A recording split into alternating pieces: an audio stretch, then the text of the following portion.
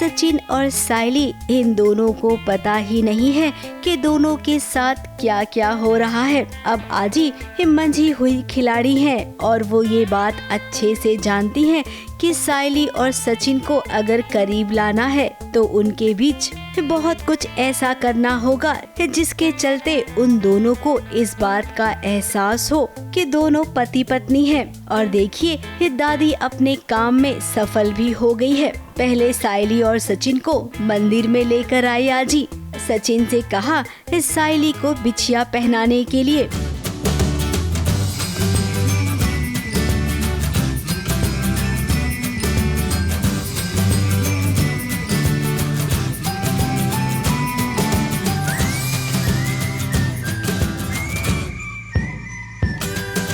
और उसके बाद सायली को गोद में उठाकर देखिए कैसे सचिन मंदिर की घंटी बजवा रहा है उससे।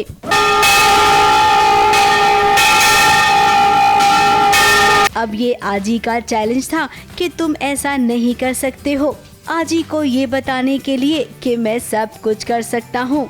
सायली को गोद में उठा लिया सचिन ने और सायली को भी लगा कि आजकल ये हो क्या रहा है। आई थिंक हमारा जो फर्स्ट डे ऑफ शूट था फॉर द शो वो ही गणेश मंदिर से स्टार्ट हुआ था, तो अब इतनी पॉजिटिविटी है तो हमें बार बार मंदिर अपनी ओर खींचे जा रहा है। और टच ब्लैक के हमारे सेट का माहौल भी इतना पॉजिटिव है और लोग भी सारे इतने positive with respect to the show. अभी जो मंदिर में हम आए हैं राम मंदिर में, यहाँ पर एक सीन है जिसमें मैं और सचिन पूजा के लिए आते हैं कि नया नवेला जोड़ा है शादी के लिए जा रहा है। आज ही उसे कहती है कि दर्शन करा ले, मैं घंटी बजाती हूँ, घंटी पे मेरे हाथ नहीं पहुँच रहे, तो आज ही उसको चैलेंज करती है। तो वो एक मेल ईगो लेके आए और उठाया मुझे। और सचिन को तभी रियलाइज़ नहीं हुआ आई थिंक, बिकॉज जो लड़का बाइक पे मेरे साथ बैठने से इतना ऑकवर्ड फील करता है या जब मैं उसके कंधे पर सो जाती हूँ बस में तब उसको इतना इशू होता है, आज उसने पूरा उठा लिया। तो एक सायली ट्राइंग टू अंडरस्टैंड कि यार मतलब ये लड़का क्या है, why is he doing all this. कुछ ज्यादा ही करीब आ रही हैं सायली और सचिन। घर पर भी आजी चाहती है कि दोनों एक साथ बैठकर खाना खाएं और एक दूसरे को खाना भी खिलाएं। वैसे पहले दोनों को थोड़ा ऑकवर्ड लगता था लेकिन अब नहीं लगता है। इस सायली की तरफ से तो थोड़ा सा सॉफ्ट कॉर्नर देखने मिल रहा है, लेकिन सचिन वो तो अभी बावला है, उसे वक्त लगेगा प्यार को समझने में। लेकिन जब समझेगा तो ये बात भी पक्की है कि सायली से ज्यादा प्यार सचिन ही करेगा। मुंबई से कैमरामैन सुजीत मिश्रा के साथ सोनू शुक्ला की रिपोर्ट। आ गई है फटाफट खबरों की रेलगाड़ी और फटाफट खबरों की रेलगाड़ी में सबसे पहला स्टेशन है सीरियल अनुपमा और वनराज की टशनबाजी अब और ज्यादा बढ़ गई है और ऐसे में अनुपमा ठान लेगी कि वो वनराज का सच जरूर पता लगा कर रहेगी कि आखिर वनराज करना क्या चाहता है। इसी के सिलसिले में अब अनुपमा एक नई मुसीबत में फंसने वाली है, क्योंकि उसे जो अननोन कॉल आता है उसी के कारण वो एक अनजान जगह पर जाएगी। हालांकि उसके साथ उसकी दोस्त देविका भी होगी। अब अनुपमा जिस सिचुएशन में फंसने वाली है उसका श्रेय वनराज बाबू को जाता है, क्योंकि अनुपमा को वो बिल्कुल भी पसंद नहीं करता। वनराज को तो इस बात का भी डर लग सकता है कहीं अनुपमा उसके खेल को बिगाड़ न दे। यहाँ रुक, ऐसी सुनसान जगह पे कौन मिलेगा यहाँ पर? फोन अभी भी बंद आ रहा है, बोलो। बाहर मत निकल। पता नहीं उस औरत ने ऐसी जगह पे क्यों बुलाया मिलने के लिए। चल देविका, चल क्या हो रही है?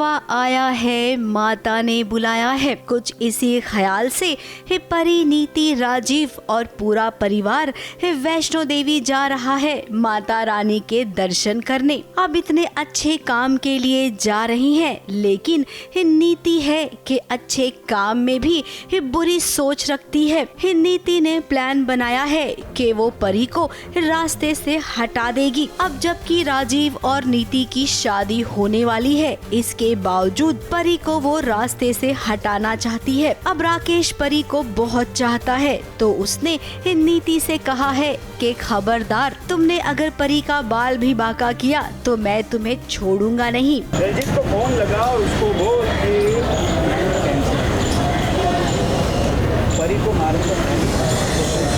हमने बुला लिया है दलजीत को परी को मारने के लिए, और मैं अभी दलजीत से ही मिल के आ रही हूँ और उसे गन दे के आ रही हूँ। और यहाँ पर जैसे ही हम निकलने लगते हैं वैसे ही राकेश आ जाता है और मुझसे ज़बरदस्ती दलजीत को फ़ोन करवा के कहता है कि परी को ना मारे। दलजीत नाम के आदमी को उसने परी के नाम की सुपारी दी है। अब यहाँ पर नीति ने एक और चाल चली। राकेश को ये लगा कि फोन करके नीति ने मना कर दिया है दलजीत को कि परी को कुछ नहीं करना है।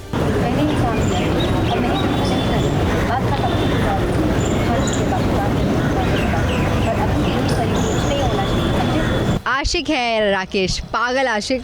तो उसे पता चल जाता है कहीं से कि मैं परी को मरवाना चाहती हूँ और दलजीत के थ्रू, तो इसलिए वो दलजीत को फ़ोन करवाता है। और पर नीति बहुत चालाक है। नीति ने फ़ोन लगाया लेकिन उसने फ़ोन उठाया नहीं दलजीत ने, और इसने जो राकेश को बिल्कुल शो नहीं होने दिया कि फ़ोन नहीं लगाया। तो उसके सामने नाटक करती है कि दलजीत अब हम नहीं मारेंगे परी को, और प्लान कैंसिल कर दो, अब उसे नहीं मारना है। अब राजीव और परी एक दूसरे को ही चाहते हैं। आज वो उदास भी है क्योंकि परी जानती है कि इसके बाद राजीव उसका नहीं रहेगा, क्योंकि नीति अब पागल हो चुकी है। नीति को चाहिए कि अभी संजू और परी बिल्कुल अलग हो जाएं, और संजू अब शादी होने वाली है एक्चुअली नीति और संजू की, तो वो क्यों परी परी कर रहा है, तो परी को तो हटना ही पड़ेगा। अब देखिए परी माता रानी के दर्शन के लिए जा रही हैं आप, तो सब कुछ अच्छा सोचिए। माता रानी कभी भी अपने भक्तों को निराश नहीं करती है और अच्छे लोगों के साथ हमेशा अच्छा ही करती हैं। परी के साथ कुछ नहीं होगा, इसकी गारंटी तो हम देते हैं। इस बार भी नीति कोई चाल नहीं चल पाएगी। ABP news report.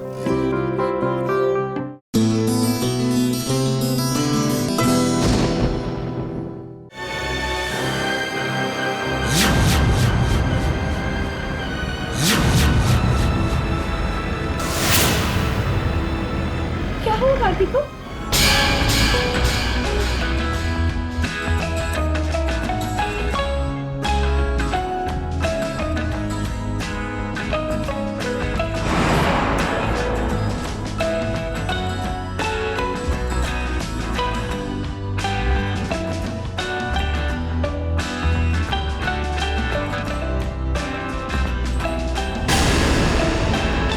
लक्ष्मी ने आज लाल जोड़ा पहन लिया है। इस शादी के मंडप में वो दुल्हन बनकर भी आ गई। मंगल कितनी खुश है क्योंकि आज उसका सपना जो पूरा होने वाला है। मंगल को लग रहा है कि उसकी बहन लक्ष्मी को बहुत ही अच्छा लड़का मिला है, क्योंकि कार्तिक को बहुत अच्छा इंसान समझती है मंगल। अब उसकी अच्छाई क्या है ये तो हम सब ने देखा है, केवल मंगल अनजान है। और अब तो लक्ष्मी को भी पता चल गया है कि कार्तिक उससे प्यार नहीं करता है। वहीं दूसरी ओर उसका अपना जीजा चाहता है कि लक्ष्मी ये शादी कर ले, वरना वो मंगल को तलाक दे देगा। अब ऐसी सिचुएशन में लक्ष्मी भला क्या करे? उसने अपनी जिंदगी की बलि चढ़ा ली है। और देखिए जब शादी नहीं होनी होती है ना, तो कुछ ऐसा भी होता है जिससे ये शादी टल जाए। मैं तो आसपास भी नहीं खड़ती, अब ये कांड कैसे हो गया? अरे लक्ष्मी की शादी मुसीबत की जड़, जिसके घर जाएगी उसके दिए बुझाएगी। विघन मंगल सूत्र का गायब होना, लेकिन फिर मंगल ने रक्षा को ही मंगल सूत्र बना दिया।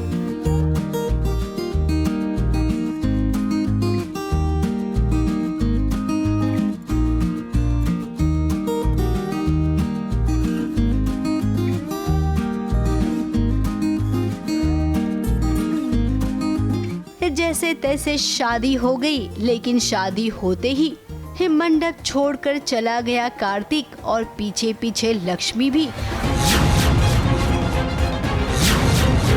अब मंगल को ये लग रहा है कि कुछ तो गड़बड़ है। आखिर बात क्या है जो सच अब तक उससे छुपा रहा है? क्या आगे भी छुपा रहेगा या फिर आज के ही दिन मंगल को सारा सच पता चल जाएगा? वैसे होने वाला तो कुछ नहीं है, क्योंकि इसी पल अगर सब पता चल जाएगा तो आगे कहानी कैसे बढ़ेगी। ABP news report.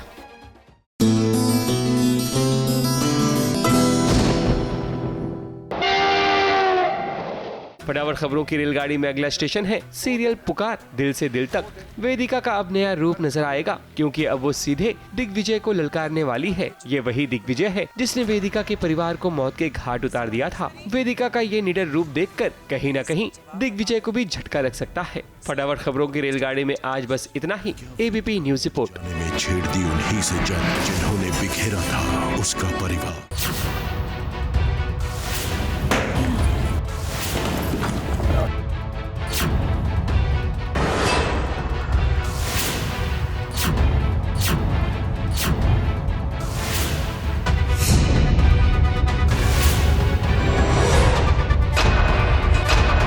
ये घर छोड़कर अपने मन से जा रहे हैं। अब इस घर में मैं रहूंगा, मैं इस घर का मालिक हूं।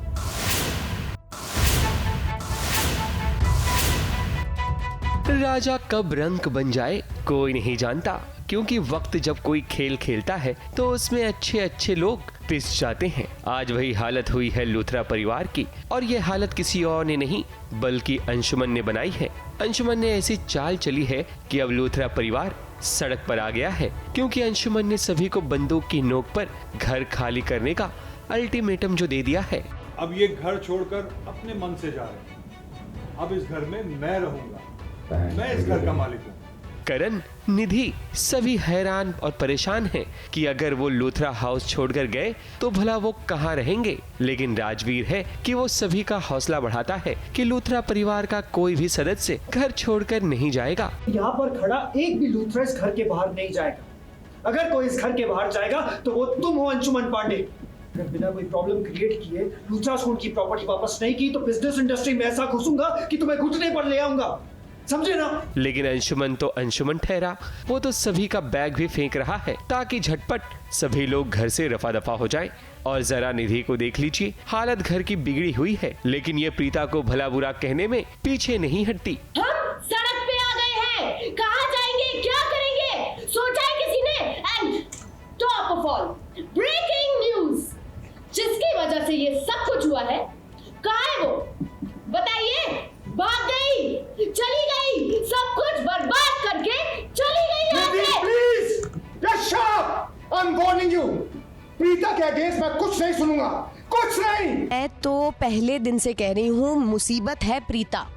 प्रीता जब जब हमारी फैमिली में वापस आती है, जब जब करण की लाइफ में वापस आती है, हमारी लाइफ में सिर्फ और सिर्फ प्रॉब्लम्स आती हैं, सिर्फ और सिर्फ हमारा नुकसान ही होता है, हम परेशान ही होते हैं, स्ट्रेस ही होता है, झगड़ा ही होता है। करण मेरी कभी सुनता ही नहीं है। मैं इतना वार्न करती हूँ करण को, इतना समझाती हूँ, पर मेरी कभी सुनता ही नहीं है। मैंने इतनी बार बोला मत करो मत करो।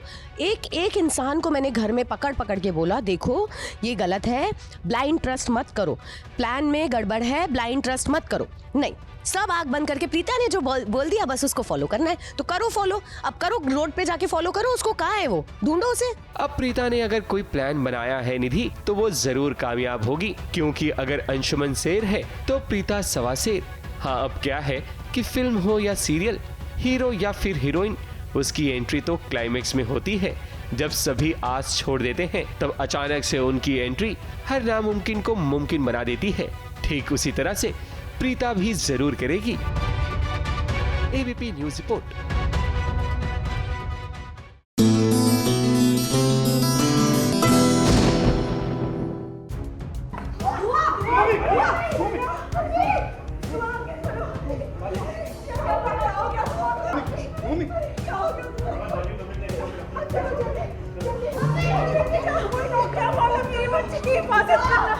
आंखों का नूर, दिल का सुरूर, घर वालों को जिस पर था गुरूर वो कोई और नहीं बल्कि मन्नत थी। लेकिन उसने ऐसा काम किया है कि सिर्फ दुआ का ही नहीं बल्कि पूरे परिवार का सर शर्म से झुक गया है। और मन्नत ने जो तकलीफ दी है उसके कारण तो आज दुआ बेहोश हो गई, क्योंकि उस पर मुसीबतों का पहाड़ एक के बाद एक टूट रहा है। मानो दुआ इस दुनिया को अलविदा कहना चाहती हो। बात दरअसल ये है कि घर वाले मन्नत का इंतजार कर रहे होते हैं कि दुआ, इबादत और सुभान जरूर मन्नत को घर ले आएंगे, लेकिन ये सभी मायूसी के साथ घर लौटते हैं। वहीं मन्नत और हफीज ये फैसला करते हैं कि वो अब इस घर में एक पल भी नहीं रुकना चाहते। हालांकि कायनात को रोकने की कोशिश की जाती है, लेकिन कायनात अपने परिवार के साथ किसी भी तरह जाना चाहती है। ये घर छोड़कर कायनात गई तो सुभान को भी जाना पड़ेगा। ये देख इबादत को भी बुरा लगता है, लेकिन वो भी बेबस और लाचार है, क्योंकि वो भी इस सिचुएशन को हैंडल नहीं कर पा रही। आज उस मन्नत ने पुलिस में कुछ भी कर सकती है, कर वो मेरे बेटी को जेल पहुंचा सकती है। अम्मी आप बताइए क्या करूं मैं, अपनी बेटी को जेल पहुंचा दूं? ऐसा आगे नहीं कर सकती हूं, इसलिए हमारा यहाँ से चले जाना ही अच्छा। और हम जा रहे हैं, चाहे कुछ भी हो जाए हम जा रहे हैं यहाँ से। मुझे कोई दलीलें नहीं सुननी है, बस तुम रुक जाओ, खुदा के लिए रुक जाओ। दुआ तुम बुत बने क्यों खड़ी हो? बोलो ना, रोको कायनात को, रोको मेरे बच्चों को, बोलो ना कुछ। क्या बोलेगी वो? सुभान और कायनात सभी जैसे ही घर छोड़कर जाने वाले होते हैं कि दुआ बेहोश हो जाती है, और इसी बहाने फिर से सभी को घर में रहने का मौका मिल जाता है। इसी के कारण ही तो कहानी आगे बढ़ेगी और हम आपको सारी अपडेट देते रहेंगे, सिर्फ यहाँ और कहाँ। ABP news report.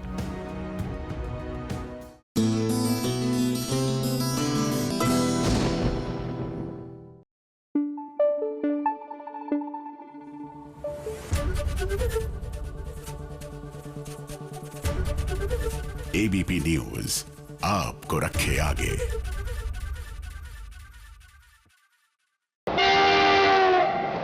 फटाफट खबरों की रेलगाड़ी में अगला स्टेशन है सीरियल मेहंदी वाला घर। राहुल अब इंडिया छोड़कर 7 समंदर पार जाने वाला है। ये देख मौली का दिल भर आएगा और वो सोचेगी कि आखिर जाते जाते क्यों न राहुल से मिला जाए। मौली चाहेगी कि राहुल लौटकर मुंबई आए, लेकिन राहुल इस बात से इनकार कर देगा। कहीं ऐसा तो नहीं मौली और राहुल की ये आखिरी मुलाकात हो। लेकिन सीरियल की दुनिया में भला ऐसा कहाँ होता है।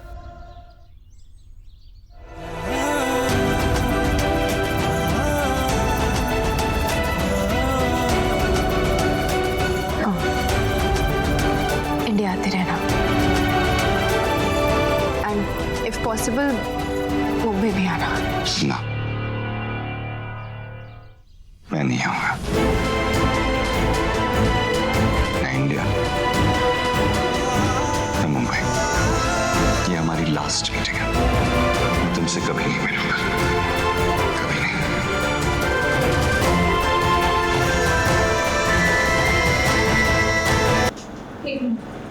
पीछे रहिए, पारू का अरेस्ट करने के बारे में सोचना नहीं।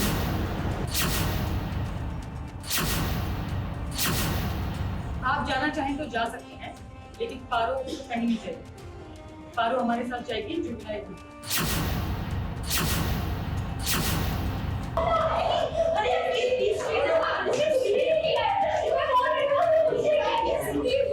मुसीबत पर मुसीबत जहां आती है वो कोई और शो नहीं बल्कि भाग्य लक्ष्मी है, जहां मुसीबत ने मानो अपना घर बसा लिया हो।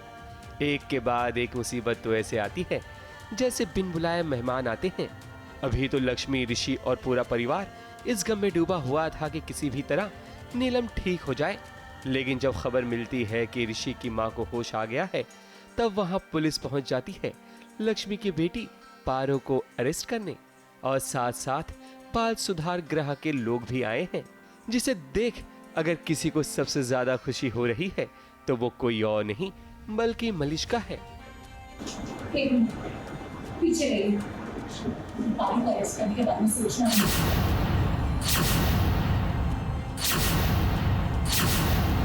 आप जाना चाहें तो जा सकते हैं, लेकिन पारो कहीं नहीं जाएगी। पारो हमारे साथ जाएगी जुबिलाई। जब तक जांच पूरी नहीं हो जाती तब तक उसे बाल सुधार गृह में ही रखना पड़ेगा।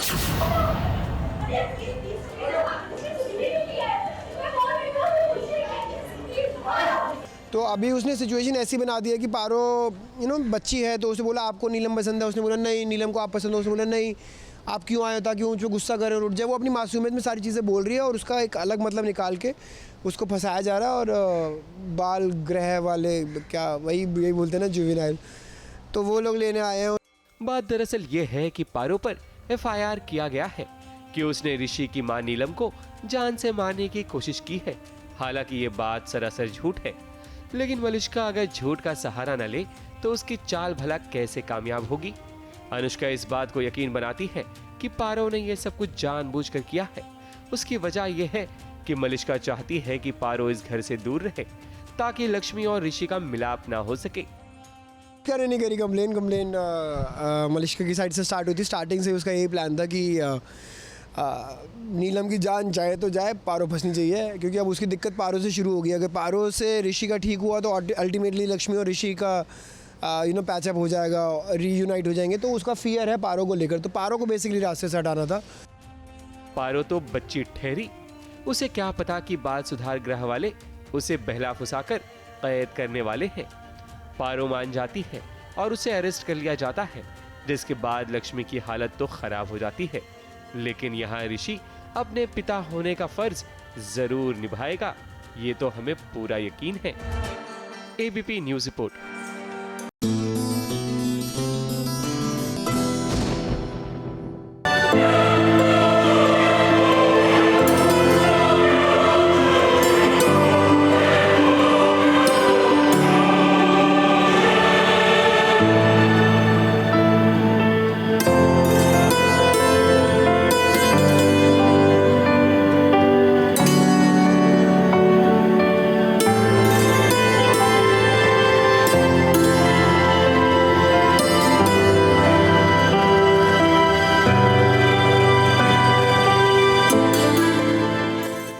कभी प्यार का इजहार होता है तो कभी तकरार भी होती है।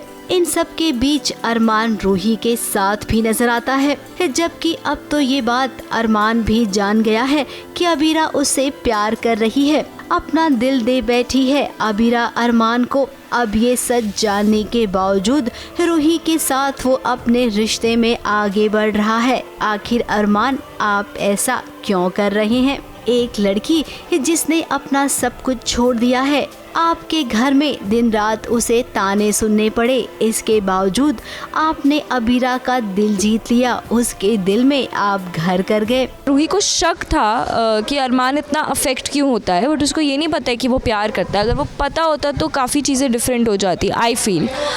बाकी अभी पता नहीं चला है, आई थिंक अरमान को खुद भी नहीं पता है कि वो प्यार करता है। तो जब अरमान को रियलाइज़ होगा और वो रूही को बताएगा या नहीं बताएगा, क्या होगा, वही देखने में काफ़ी इंटरेस्टिंग होगा। भले ही रूही से आपकी शादी होने वाली है, लेकिन अबीरा के साथ तो आपकी शादी हो चुकी है और आप ये भी जानते हैं कि आपके परिवार को बचाने के लिए उसने क्या क्या नहीं किया। अब जब पूरा घर उससे नफरत कर रहा है, आपने भी उसे नौकरी से निकाल दिया है, तो ऐसे में वो जाए तो कहाँ जाए? दिल पर पत्थर रखकर वो आपके और रूही की शादी की तैयारियां कर रही थी, क्योंकि ये उसका काम था। अब उसका काम भी छिन गया और उसके बाद आप जताते हैं एहसान भी। पीछे से आपने 50,000 रुपए की मदद भी कर दी अबीरा की। अब ये सब करके आप बताना क्या चाहते हैं? क्या आप भी अबीरा से प्यार करते हैं? जिस सिचुएशन पे अबीरा ने ये बात कन्फेस की है, 2 दिन बाद अरमान की शादी है, सो अरमान खुद बहुत ही कंफ्यूज्ड स्टेट ऑफ माइंड में चल रहा है कि ये 2 दिन पहले इसने क्या बोल दिया ना, वो क्या करे, क्योंकि वो भी रूही के साथ शादी नहीं करना चाह रहा दिल से। वो घर वालों के प्रेशर में, रूही की रिस्पेक्ट में, रूही की वजह से, रूही के प्यार की वजह से रूही से शादी करने को तैयार हुआ है। और कहीं ना कहीं उसका झुकाव अबीरा की तरफ ऑलरेडी दिखने लग गया है। और ऐसे टाइम में अबीरा सामने से बोलते दैट आई लव यू, 2 दिन बाद शादी है, तो अरमान काफ़ी मुश्किल सिचुएशन के अंदर आ गया इस वक्त। अब देखिए, हमारी नज़रों में तो ये प्यार ही है, वरना कोई किसी के लिए इतना सब क्यों करेगा? अबीरा को देखिए, वो भी तो आपसे प्यार करती है ना, तभी तो आपके लिए वो सब कुछ कर जाती है। तो हम सिर्फ इतना कहेंगे कि जो सामने है, जिसे आप महसूस करती हैं, उसे समझिए, उसे जानिए और जाकर अबीरा का हाथ थाम लीजिए, क्योंकि रूही आपकी जिंदगी नहीं है और ना ही आपकी मंजिल। आपकी जिंदगी और मंजिल दोनों ही अबीरा है। इसे आप जितनी जल्दी समझ जाएं, उतना ही अच्छा होगा। मुंबई से प्रिया धवड़े और सोनू शुक्ला के साथ एबीपी न्यूज रिपोर्ट।